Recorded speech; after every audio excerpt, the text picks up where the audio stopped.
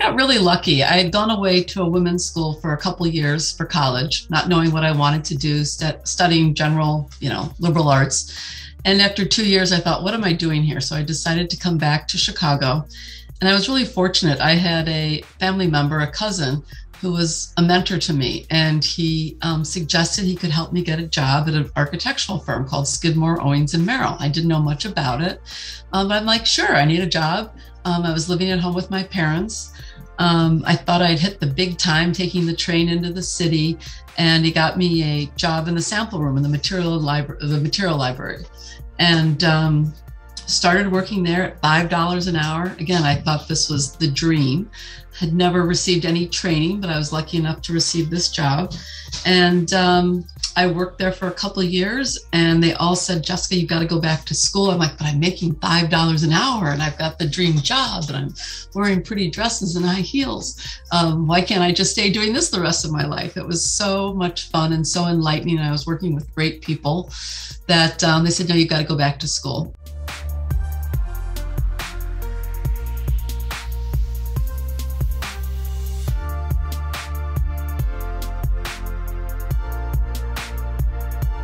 My husband at the time is an architect and left SOM to start his own firm. And I had no plans to work with him, and he wasn't going to do interior work, but interior work came along. So he needed someone to help in the office. I helped do invoicing. I helped, whatever we could to get the business started. And then interior work started to come in. So I started to do some of the interior work. And I don't think he had ever had any plans to make me part of the firm or a partner. So he encouraged me to start my own firm, which was the best thing he ever did. And I kind of did it kicking and screaming, was happy working for him. But luckily, I had that opportunity. I had people that I was helping do their offices that said, will you help us do our home? And I'm like, I really don't do this residential work. It's not the type of work I've been schooled in or trained in. But I brought somebody in to work with me that had worked in the residential industry, and she kind of taught me the ropes because it is very different than the commercial end of the business. And we started out doing some jobs together, and I set up my own firm.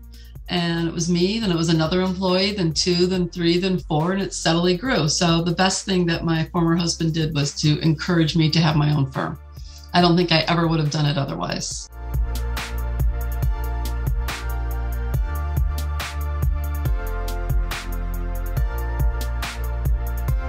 We're a very collaborative team. The people I hire all bring something special to the table. One person might be more technical, one person is more colors and materials, one is more management.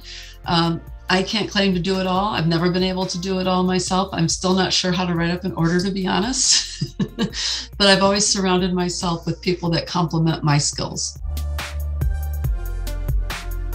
I think there's a weird thing in our industry that people don't like sharing secrets and who are your vendors and who are all these your sources and all that kind of stuff. I'm happy to share that with people, especially people that are starting out. I mean, people did it for me. I feel you need to give back. I'm always talking to people that are just starting and talking to me about contracts. I'm like, I'll send you my contract. Don't use it word for word, but if it helps you, or if you want to meet with my business manager, let me tell you about the software that we use. I think we all have to help each other out in this industry. If you do, it comes back to you, I think.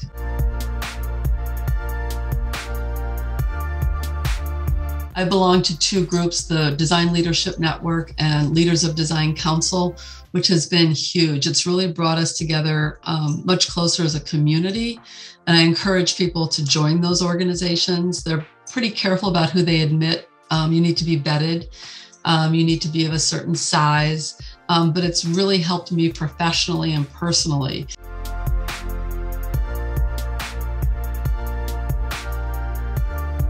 I started out doing commercial, but what I really like about the residential end of the work is the relationships with the clients. I never expected the intimacy or the friendship that I've gained from it.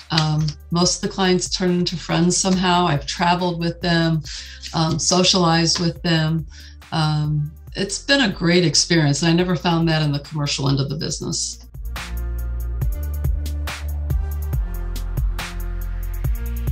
it's who I am. It's not a job. It's my life. It's my life. It's not like coming into work or checking in or out at the, with a clock. It's who we are. I was so lucky to fall into this business. And I think it's also having your own business, especially as a woman, and raising a family. It gives you some flexibility, which is really nice, especially with your own business. And again, I encourage people to start their own business. Several people have left here and I've helped them, as I said, set up their business, or I've given them a computer when they left, or, whatever they need to, I had to do it. So we have to help each other. I think the hardest part is getting the business, to be honest. It's easy to do the work. You can find so many great professionals out there to support you, but getting the business, I think, is the hardest part, and getting good jobs. We get inquiries all the time for, $50,000, $100,000 jobs. So we need the $1 million jobs or the $500,000 jobs. And you're on the constant search for that. And I think it's been hard during COVID because you can't socialize as much and we weren't out there as much connecting with other people. So that's always a struggle, is where's the next job coming from? That's the one that keeps me up at night. I encourage the staff here to get out and to go to events and join boards, join organizations, whatever it is. There are lots of things at different levels. It doesn't necessarily take money, but to go out there and press the flesh.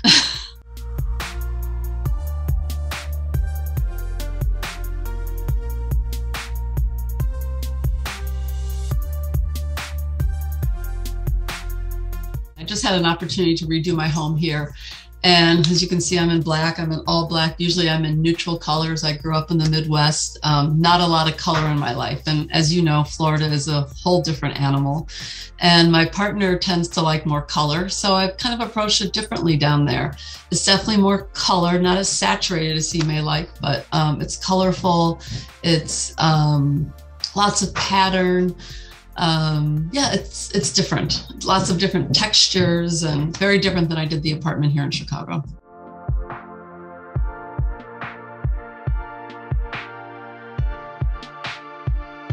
For all you people listening, liveauctioneers.com, and it consolidates all the auctions, or many auctions, across the US, even Europe, online. So you can bid anytime. You don't have to be in the live auction. You can add your bids or put in silent bids and things like that. And I've found great china, great silver, great things. I highly recommend it. And they're all different price points. It's not just, Sotheby's, but it's also Benefit Shop, and they're all little funny ones in between. So you'll get addicted. Liveauctioneers.com.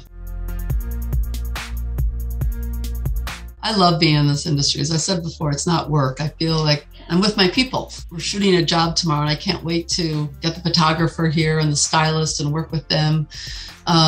Everybody in our industry, I think, is so gracious and so fun to be with. So I feel really blessed and really lucky.